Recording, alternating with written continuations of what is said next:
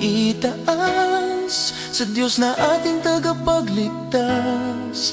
Pang-ingat na'y mananatili hanggang wakas.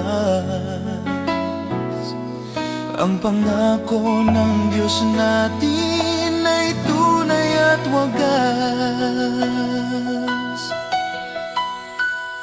Sa ating Diyos ay walang pagkabahala, anumang alinlangan ay mawawala, basta tayo ay marunong magtiwala sa harap ng ating Diyos na lumikha.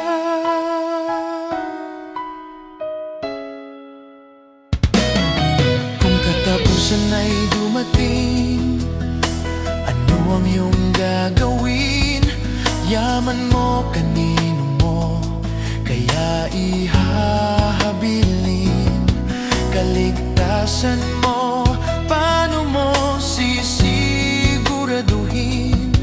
Sa bingit ng kamatayan, sino ang iyong tatawagin? Tiwala sa Diyos, dapat mong matutunan, hindi ang mga bagay ng kamunduhan. Ang tiwala sa Diyos ay nag-aalis ng ating kayabangan, nagtuturo sa atin ng mababang kalooban.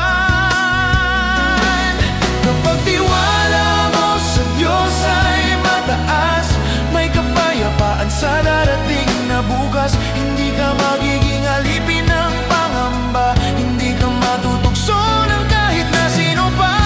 Tiwala mo'y itaas sa Diyos na ating tagapagligtas. Pang-ingat niya'y mananatili hanggang wakas.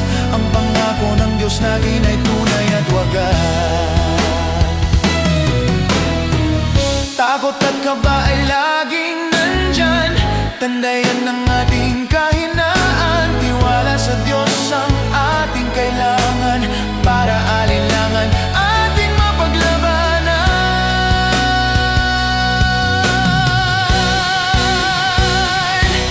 Kapag tiwala mo sa Diyos ay mataas, may kapayapaan sa darating na bukas. Hindi ka magiging alipin ng pangamba, hindi ka matutukso ng kahit na sino pa.